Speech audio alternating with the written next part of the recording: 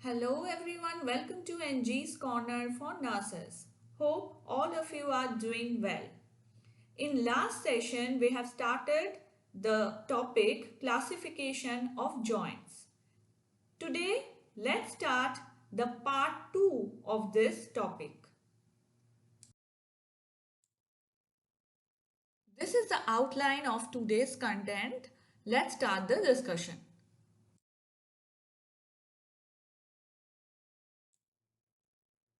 In last video, we have already discussed the classification of joints according to the region and classification based on complexity. Today, we will start with structural classification.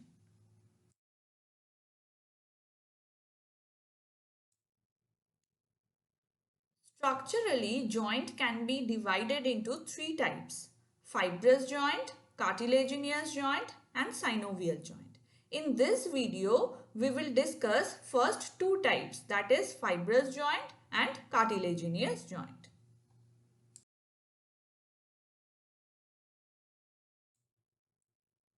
Let's start fibrous joint. It is made up of tough collagen fiber and the bones are joined by fibrous tissue. No joint cavity is present and these joints are immovable. Fibrous joint can be further divided into three types: sutures, syndesmosis and gomphosis.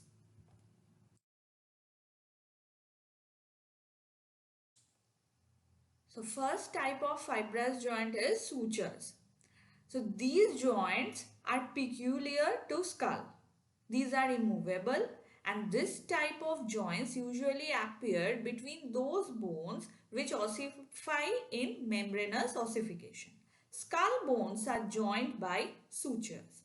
So in this picture we can see the skull bone, the frontal skull bone and parietal skull bone joins together with coronal suture.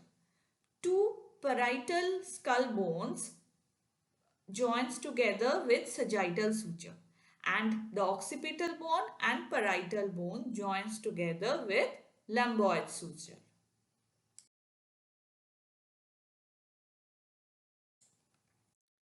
Next type is syndesmosis.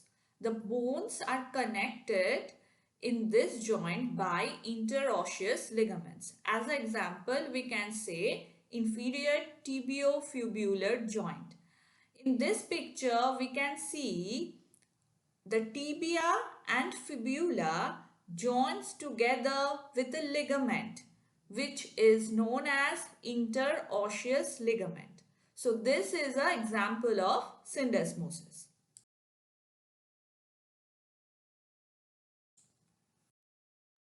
Next is gomphosis. It is a specialized fibrous joint that anchors a tooth to its socket in the jaw and also known as a peg and socket joint. As an example, we can say tooth in its socket.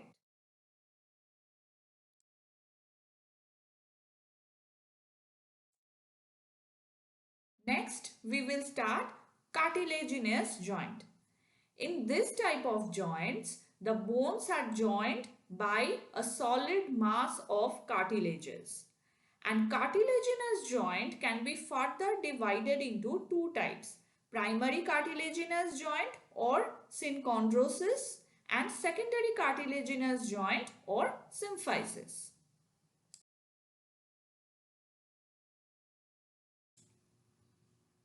In primary cartilaginous joint or in synchondrosis, the bones are connected by a plate of hyaline cartilage and these type of joints are temporary in nature as the cartilaginous plate is replaced by bone and this process is known as synostosis.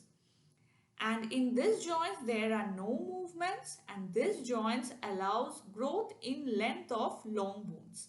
As an example, the joints between epiphysis and diaphysis of growing long bone.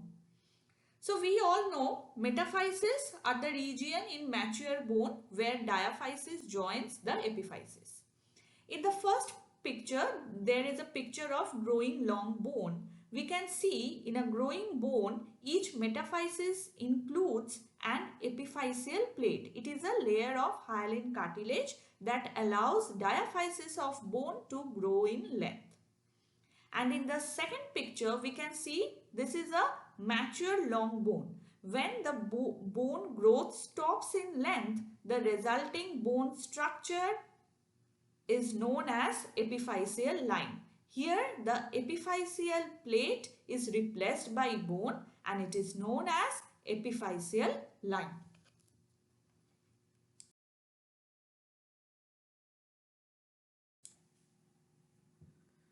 Next, coming to secondary cartilaginous joint or symphysis. In this type of joint, the articular surface is covered by a thin layer of hyaline cartilage, but they united by a disc of fibrocartilage. These are the permanent type of joints, and the examples are pubic symphysis, intervertebral joints, etc. In first picture, we can see there is an interpubic disc of symphysis pubis, which is a fibrocartilage, and it joins both pubic bones. And in second picture, we can see there is a intervertebral disc. This is also a fibrocartilage which joins the vertebral bodies.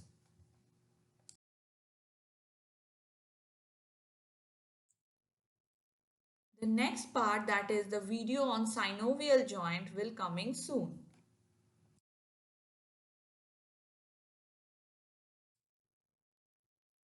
If this video is useful for you, then it is requested to put a like and share it with others.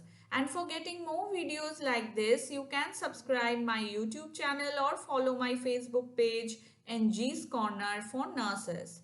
And for any queries or suggestions, you are most welcome to comment. Thank you for listening.